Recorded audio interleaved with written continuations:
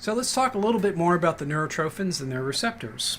So we know that there is a family of neurotrophins now. The most famous and first discovered neurotrophin was nerve growth factor, NGF, but we've since identified at least 3 other neurotrophins. There is an important molecule called brain-derived neurotrophic factor, BDNF. There are other neurotrophins that we call NT45 and NT3. So these all bear some structural similarity, and their mechanisms of actions also are similar. The neurotrophins interact with a set of receptors that have tyrosine kinase activity on the cytoplasmic surface. So we call these TRK, or TRAC receptors for short. So the TRAC-A receptor interacts with nerve growth factor. The TRAC-B receptor interacts with BDNF and NT45. And the TRAC-C receptor interacts with neurotrophin 3. Now, what are the consequences of receptor activation? Well, the consequences are incredibly diverse.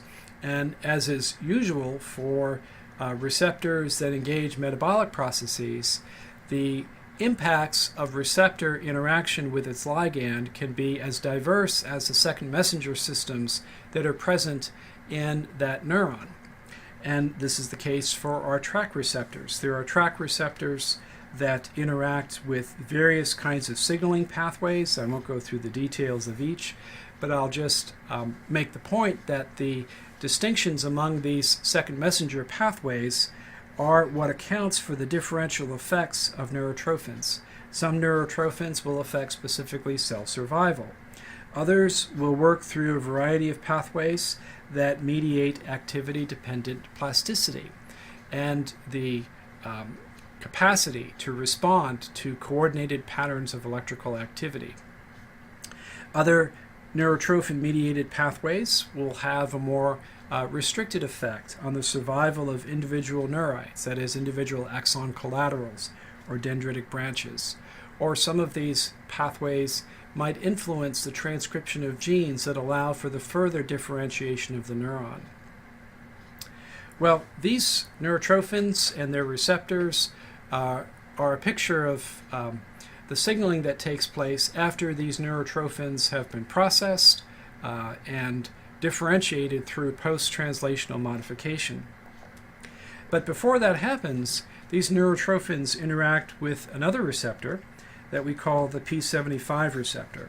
So the P75 binds to the relatively unprocessed forms of these neurotrophins that are synthesized and released.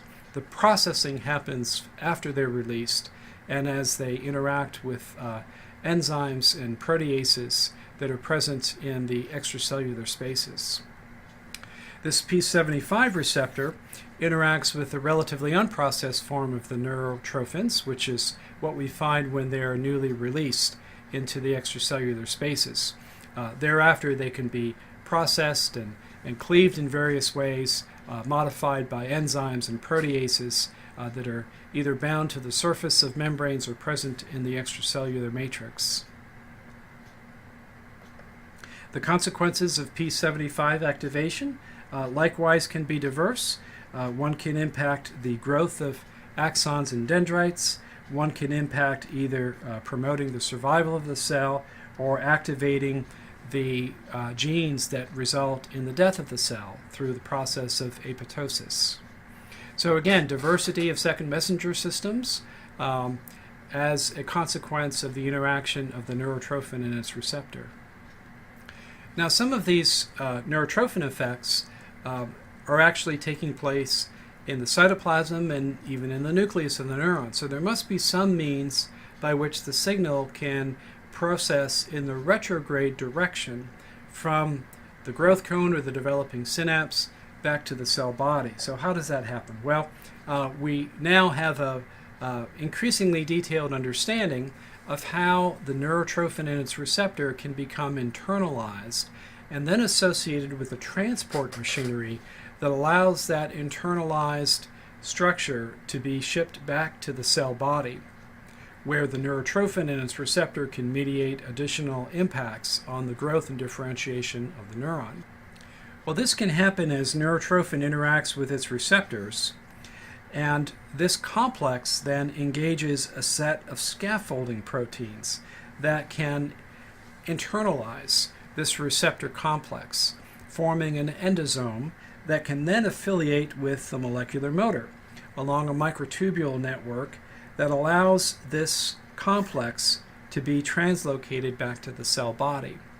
And once in the cell body, then the receptor can engage other kinds of second messenger systems that may be present there that can impact the growth and the survival of that entire neuron. And finally today, I'd like to speak to you about the molecular mechanisms that are beginning to be understood that are responsible for the formation of synaptic connections.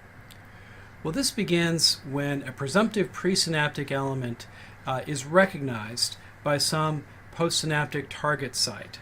And there are calcium-dependent adhesion molecules, or cadherins and protocadherins, that seem to be responsible for this early recognition event. And following the interaction of these adhesion molecules, the early differentiation of the presynaptic and postsynaptic elements begins to take place. So it's very likely, as a result of activation of these adhesion molecules, that we begin to see the formation of vesicles and the machinery that will become essential for processing these vesicles in the presynaptic terminal. Well, as the process ensues and additional specialization begins to be induced at that presynaptic site, we know that a number of other factors become very important. And we begin to see the assembly of a network of inductive signals that begin to influence the construction of the presynaptic side of the synapse, which involves the formation of an active zone and all the metabolic machinery that hopefully you will recall from our studies of neural signaling in Unit 2, as well as the construction of the postsynaptic side of the synapse, which involves the assembly of ion channels and second messenger systems and the organization of a postsynaptic scaffold that will allow for the trafficking of receptors to that postsynaptic membrane and away from it.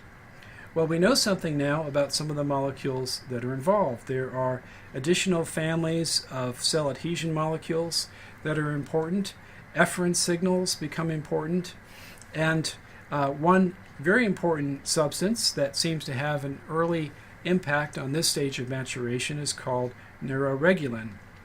Well, all of these factors are operating here at this complex of proteins, and let's take a closer look at that. So here is neuroregulin, which is a presynaptic protein that can be released and can diffuse into that presumptive postsynaptic cleft, where it can begin to serve as an inductive signal, which begins to assemble all of these proteins that are important for setting up that postsynaptic site.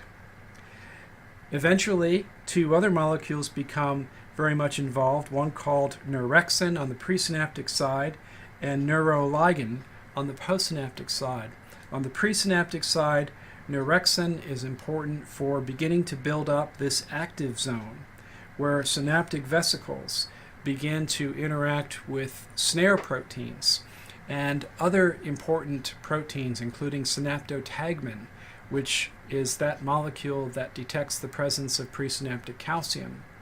One also needs to cluster voltage-gated calcium channels near this active zone, such that calcium influx can be local and it can be rapid, leading to the development of a fusion pore and the exocytosis of the contents of these synaptic vesicles. Well, all of this machinery needs to be aggregated and organized in a coherent way for the formation of a viable presynaptic element. Neurexin seems to be an important signal that induces this organization. On the postsynaptic side, neuroligin does complementary functions, aggregating the protein complexes that are essential for the insertion of appropriate receptors, such as our AMPA receptors for glutamate or our NMDA receptors, as well as providing for the aggregation of postsynaptic density proteins that are critical for the proper trafficking of these receptors up to that postsynaptic membrane or their withdrawal from that membrane. In addition, there are second messenger systems that become affiliated with various types of receptors, as you now know, and all of this has to be orchestrated in a way that allows for the postsynaptic cell to respond to the chemical message released by the presynaptic element. So this is a progressive series of events that are mediated via inductive signals that operate over a time course that establishes the structure and function of the mature synaptic connection. So before we conclude this tutorial, I'll leave you with one final study question that will hopefully focus your attention on neurotrophins and the important role they play in mediating the establishment of proper connections in the developing nervous system. So I'll see you next time, and I'll have the privilege of sharing with you some of the research work that I've been involved with together with my collaborators over the years. And I'll have a chance to talk to you about one of my favorite topics, which is the influence of experience in shaping the structure of neural circuits in the developing brain. I'll see you then. Thanks for listening, and hope you enjoy your studies of neural development.